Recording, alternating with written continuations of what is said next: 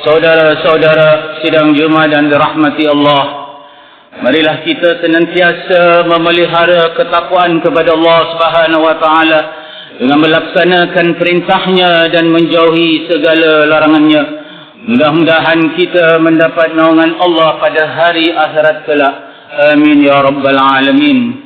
Saudara-saudara yang dirahmati Allah, bersesuaian dengan Syawal, bulan ziarah menziarahi dan mengeratkan silaturahmi, khutbah ingin memberikan tumpuan pada amalan murni ini serta cabaran yang datang bersamanya.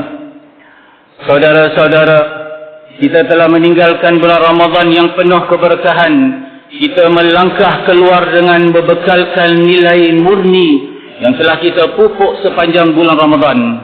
Kini kita telah pula melangkah ke bulan Syawal, bulan yang dihiasi dengan ucapan mesra, pertemuan yang mengeratkan silaturahmi serta menzahirkan hubungan kasih dan sayang. Namun hakikatnya, hubungan sesama manusia tidak sentiasa mudah dan menyenangkan. Ada kalanya tenang dan tenteram, terkadang pula diuji dengan ketegangan dan perselisihan faham. Sedarilah, memelihara silaturahmi merupakan satu amanah yang datang bersamanya ujian yang tidak kurang hebatnya. Dan apakah sandaran kata-kata saya ini? Sila perhatikan panduan Rasulullah sallallahu alaihi wasallam yang memberi gambaran bahawa silaturahmi tidak hanya berlaku ketika aman dan tenteram. Sebaliknya, silaturahmi mesti terus mekar ketika hubungan tersebut dilanda ujian. Baginda sallallahu alaihi wasallam bersabda yang bermaksud, seorang yang menyambung silaturahmi itu bukan sekadar yang membalas kebaikan dengan kebaikan, tetapi orang yang benar-benar menyambung silaturahmi, dia yang menghubungkannya silaturahmi itu setelah ia terputus. Hadirin yang dimuliakan Allah, ujian silaturahmi menguji keihsanan, kesabaran dan kemampuan kita untuk memaafkan. 3 nilai positif yang begitu menyerlah ketika kita dididik dalam madrasah Ramadan. Namun apakah hambatan yang sering menghalang kita daripada mengamalkannya? Kesombongan dan keegoan. Sifat sombong dan ego boleh menjadikan seseorang merasakan dirinya lebih mulia dan lebih penting daripada yang lain. Malah Allah Subhanahu wa taala menjelaskan dalam surah Al-Luqman bahawa sifat ini tercela dan dibencinya. A'udzubillahi minasyaitonir rajim. Bismillahirrahmanirrahim. Wa la tus'ir khaddaka lin-nas wa la tamshi fil ardi maraha. Innallaha la yuhibbu kulla mukhtalin fakhur. Dan janganlah engkau memalingkan wajahmu dengan sombong daripada manusia, dan janganlah berjalan di muka bumi dengan angkuh. Sesungguhnya Allah tidak menyukai setiap orang yang sombong lagi membanggakan diri.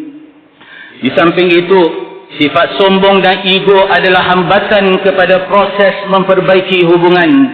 Kehadiran kesombongan dan ego membiarkan salah faham, tawar hati dan dendam berlarutan, dan akhirnya merenggangkan hubungan yang dahulunya baik dan penuh kasih sayang. Dengan mengambil pedoman daripada hadis Nabi sallallahu alaihi wasallam yang dikongsikan tadi, dan dengan menerima hakikat bahawa setiap hubungan manusia pasti diuji, khutbah hari ini mengajak kita menghayati 3 langkah dalam memelihara silaturahmi ketika hubungan dilanda ujian. Pertama, berwaspada terhadap bibit-bibit keegoan dan kesombongan yang meresap dalam hati kita. 2 sifat ini kerap lahir secara halus tanpa disedari. Seringkali ianya didorong tanggapan bahawa dirinya sentiasa benar, merasa sukar untuk memohon kemaafan, dan selalu memandang rendah dan berburuk sangka terhadap orang lain. Hakikatnya, apabila kita memilih untuk mendengar lebih daripada bertengkar, mengutamakan memberi kemaafan daripada membalas, dan merendahkan diri demi keharmonian, kita telah memilih untuk menghidupkan akhlak yang dicintai oleh Allah Subhanahu wa taala. Kedua, sentiasa pilih jalan kedamaian. Memang mudah untuk kita menjauhkan diri dan menunggu pihak lain untuk memulakan langkah berdamai. Namun hal ini boleh mengeruhkan keadaan. Mengambil langkah pertama sama ada dengan memberi salam, mengirim pesanan ringkas atau memohon maaf dengan ikhlas. Memerlukan keberanian, keikhlasan dan yang terpenting melenturkan rasa keegoan. Ia mencerminkan kematangan dan keinginan untuk mendapatkan keredaan Allah. Perlu diingatkan bahawa tujuan berdamai bukanlah untuk menentukan kebenaran atau kesalahan berada di pihak yang mana. Berdamai bertujuan memulihkan hubungan dan memelihara silaturahmi demi keredaan Allah. Ketiga, kita perlu memahami bahawa setiap hubungan adalah amanah dan sumber keberkahan. Setiap individu sama ada ibu dan ayah, anak, adik-beradik, pasangan, sahabat maupun jiran hadir dalam kehidupan kita atas ketentuan Allah. Masing-masing mempunyai hak ke atas yang lain dan antara hak tersebut adalah santunan yang sebenarnya mencerminkan keimanan seseorang. Apabila kita memelihara hubungan ini dengan panduan iman serta iringan kesabaran, kasih sayang dan ihsan, Allah akan meletakkan keberkahan pada hubungan tersebut. Sebaliknya, apabila kita mengabaikan amanah ini, bukan sahaja berkemungkinan kita kehilangan hubungan tersebut, tetapi juga keberkahan yang datang bersamanya. Oleh itu, peliharalah hubungan kita dengan sebaiknya, kerana melalui kita mendekatkan diri kepada Allah. Dan dengan Allah, kita melaksanakan apa yang telah diperintahkan.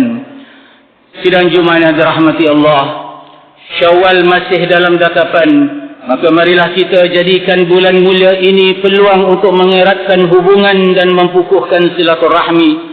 Ulurkan tangan tanda bersalaman, tanyalah khabar, buatlah panggilan, mohon kemaafan dan bersedialah untuk memaafkan. Semoga Allah Subhanahu wa taala mengekalkan kemanisan hubungan yang kita nikmati hari ini, mengurniakan kelebutan dan kerendahan hati kita ketika kita menghadapi hubungan yang diuji, serta menjadikan setiap hubungan yang kita hargai sebagai sumber keberkahan dan ganjaran di dunia maupun di akhirat. Amin ya rabbal alamin.